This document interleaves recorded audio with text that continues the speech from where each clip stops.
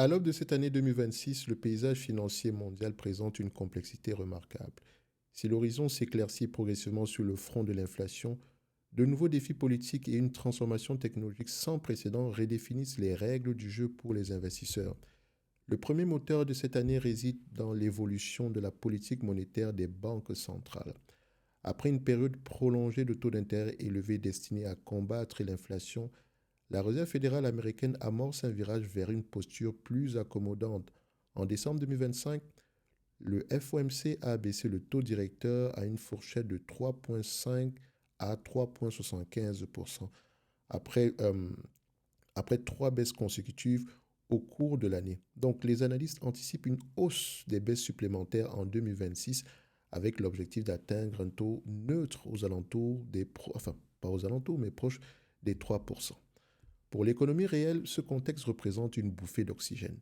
Emprunter pour investir devient moins onéreux pour les entreprises, ce qui permet de relancer des projets jusqu'ici mis en sommeil. Donc cette configuration profite particulièrement aux actifs dits de duration longue, comme les jeunes entreprises technologiques, ou bien l'immobilier dont la valeur actualisée se trouve mécaniquement rehaussée lorsque les taux d'intérêt diminuent. Donc il convient toutefois de noter que cette transition s'accompagne d'incertitudes institutionnelles. Donc le mandat de Jérôme Powell, qui est le président ici de la Fed, expire en mai 2026 et le choix de son successeur par l'administration Trump pourrait influencer l'orientation future de la politique monétaire. Donc ce vent favorable se heurte cependant à un climat politique et réglementaire plus imprévisible.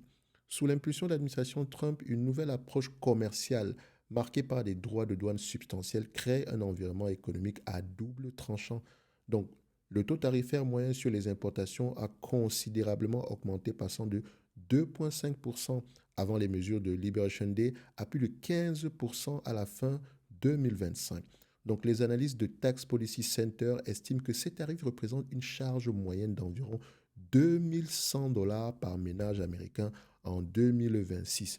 D'un côté, un cadre réglementaire plus permissif dans certains secteurs peut stimuler l'industrie nationale. De l'autre, les tensions commerciales introduisent une forme d'asymétrie, à savoir une entreprise peut prospérer grâce à l'allègement des contraintes administratives tout en souffrant du renchérissement de ses composants importés. Donc cette complexité rend l'analyse géographique et sectorielle plus indispensable que jamais. Donc ceci n'est qu'une introduction ici à l'analyse sectorielle par rapport aux perspectives 2026 que je vais partager dans les jours à venir. En premier commentaire épinglé, vous allez retrouver ici les, la playlist destinée aux perspectives d'analyse sectorielle pour les 11 secteurs d'activité du GICS. Et je rappelle on fait des analyses sectorielles, enfin, on appelle ça sectoriel, mais c'est généralement des analyses des sous-industries dans ces différents secteurs-là. D'accord? Par exemple, dans le secteur de la santé, quand on parle des pharmaceutiques, les pharmaceutiques, on peut peut-être avoir un avis neutre dessus et avoir un avis favorable sur les distributeurs, le segment ici des distributeurs. C'est deux sous-industries différentes. OK? Donc, dans un même secteur d'activité, vous pouvez avoir plusieurs sous-industries. Et par exemple, pour les sous-industries, j'appelle ça analyse sectorielle. C'est celle-là que vous retrouvez essentiellement dans le Top Premium Infinity. De toute façon, toutes les informations sont en description de la vidéo. Donc, dans les jours à venir, la première playlist ici, si c'est la première vidéo que tu regardes, dans tous les cas de figure, sur les 11, les 11 secteurs en question, j'aurais tendance à partager ces perspectives-là. Et je rappelle une chose. Mon but ici n'est pas de vous dire que les marchés financiers vont monter en 2026. Je n'en sais strictement rien du tout. OK? Je suis uniquement là pour pouvoir identifier les éléments favorables et défavorables dans une industrie en particulier.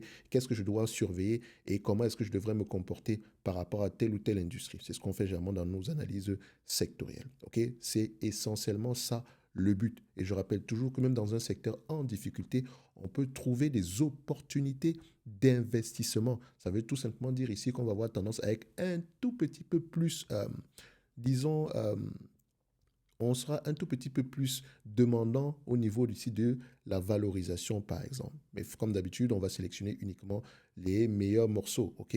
Ou bien les meilleurs acteurs dans cette sous-industrie-là. Parce que dans chaque sous-industrie, il y a toujours des entreprises intéressantes, OK?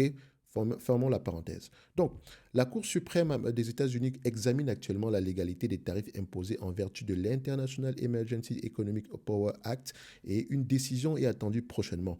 Quelle que soit l'issue, les entreprises devront continuer à naviguer dans un environnement commercial incertain. Donc, au-delà des politiques monétaires et des décisions gouvernementales, une force structurante domine les perspectives économiques de 2026, à savoir l'intelligence artificielle, dont l'IA n'est plus un simple sujet pour les spécialistes de la technologie. Elle est devenue un moteur de croissance pour l'ensemble de l'économie. Donc cette dynamique se traduit par des dépenses d'investissement massives. Selon Goldman Sachs, les estimations consensuelles pour les dépenses en capital des principaux hyperscalers s'élèvent à environ 527 milliards de dollars pour 2026. Donc un chiffre en constante révision à la hausse. CreditSight projette que les 5 plus grands hyperscalers, que ce soit Amazon, Microsoft, Alphabet, Meta ou bien Oracle, investiront à peu près 602 milliards de dollars, dont approximativement 75% seront consacrés spécifiquement, je dis bien spécifiquement, à tout ce qui concerne ici les infrastructures liées à l'intelligence artificielle.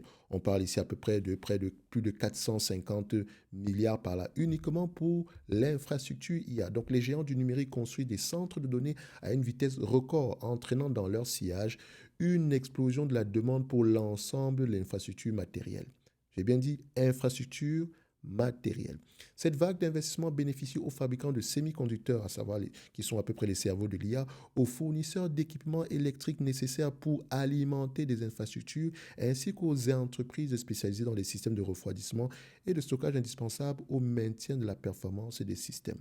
Donc l'IA agit ainsi comme un multiplicateur économique, transformant aussi bien la consommation que les services financiers ou la gestion de l'énergie. Avant de vous laisser, enfin pas vous laisser, mais avant de continuer, je tiens à dire une chose.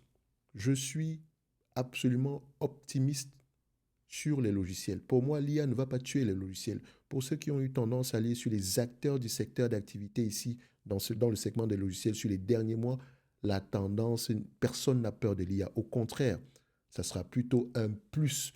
Donc, vous pouvez le voir, les résultats sont toujours assez intéressants parce que les gens pensent que parce que vous allez taper, vous allez demander à l'IA de vous refaire une application, etc., que vous allez pouvoir la vendre à n'importe quelle entreprise. Non, ça ne fonctionne pas comme ça. Tout le monde peut développer un logiciel, mais le logiciel a besoin de données pour fonctionner. Et les données, qui détient les données, je vous laisse aller vérifier. OK? Donc, je suis long sur le segment des logiciels. Absolument long. D'accord? Quand je dis long, ça dit absolument positif. Je pense que c'est le segment dans lequel je vais plus investir sur les mois à venir. Et quand je parle de logiciels, je prendrai également des entreprises comme Walter Clouvers, d'accord? Une entreprise européenne, mais par rapport aux data qu'elle détient ici, excusez-moi, je ne pense pas que cette entreprise-là va avoir tendance à disparaître ici du jour au lendemain. De toute façon, ce n'est que mon avis, je me réserve pleinement et royalement le droit de me tromper. OK? Mais prêtez attention au segment des logiciels. Allez plus loin que le narratif ambiant. Lisez, écoutez les conférences call. Lisez vos rapports financiers. OK? De toute façon, si vous n'arrivez pas à le faire, on a également des outils pour ça en description de la vidéo. OK? So, pour gagner du temps, bien sûr. Malgré ces moteurs puissants, l'année 2026 ne rime pas avec une hausse généralisée des marchés, encore que je vous ai dit que je ne sais pas si les marchés vont monter ou pas du tout. Ce n'est pas mon but. OK?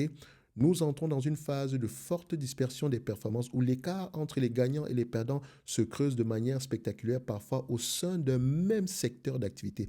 Donc les entreprises qui s'inscrivent dans des grandes tendances structurelles, comme telles que l'électrification, la numérisation des paiements ou bien l'intelligence artificielle, se détachent nettement du peloton. À l'inverse, celles qui font face à des coûts de production rigides, à des réglementations environnementales contraignantes sans les moyens de s'y adapter ou qui accusent un retard technologique peinent à suivre la cadence imposée par les leaders du marché. Donc la leçon principale ici, en ce début d'année, est que la croissance économique globale ne garantit plus la réussite individuelle des placements. Dans un environnement où les politiques monétaires deviennent plus clémentes, mais où la géopolitique et la technologie créent des ruptures permanentes, et vous l'avez vu dernièrement encore avec le Venezuela, donc la clé du succès réside dans la capacité à identifier les acteurs capables de transformer ces mutations en opportunités concrètes. Et je profite ici pour vous poser une question. Face à cette complexité grandissante, une question s'impose pour chaque épargnant. Au-delà de la performance de vos actifs actuels, comment évaluez-vous la résilience de votre patrimoine face aux basculements technologiques et politiques qui redéfinissent notre décennie? C'est à peu près une question piège, hein. Je vous laisse aller voir ça ici. Mais voilà, ça nous permet ici de pouvoir ouvrir le débat en commentaire. Pour le reste ici, n'oubliez pas, premier commentaire épinglé pour les 11 secteurs d'activité. On va avoir tendance à les distiller sur les jours à venir. En tout cas, cette semaine, je pense qu'on va boucler cela.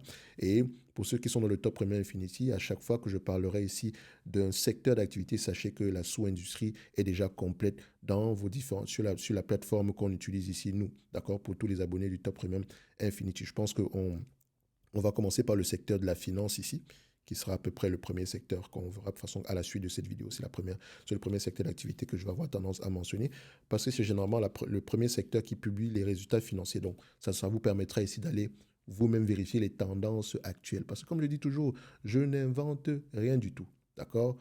Lisez les rapports financiers, écoutez les conférences calls des différents leaders dans chaque secteur d'activité. Vous allez remarquer que vous allez commencer à identifier certaines tendances de manière générale.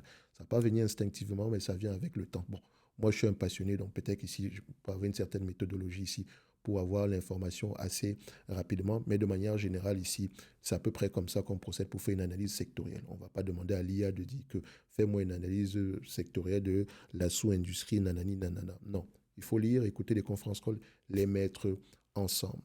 OK? Donc, je vous laisse avec ça ici et nous, on se donne rendez-vous sur les prochaines vidéos. Merci, au revoir.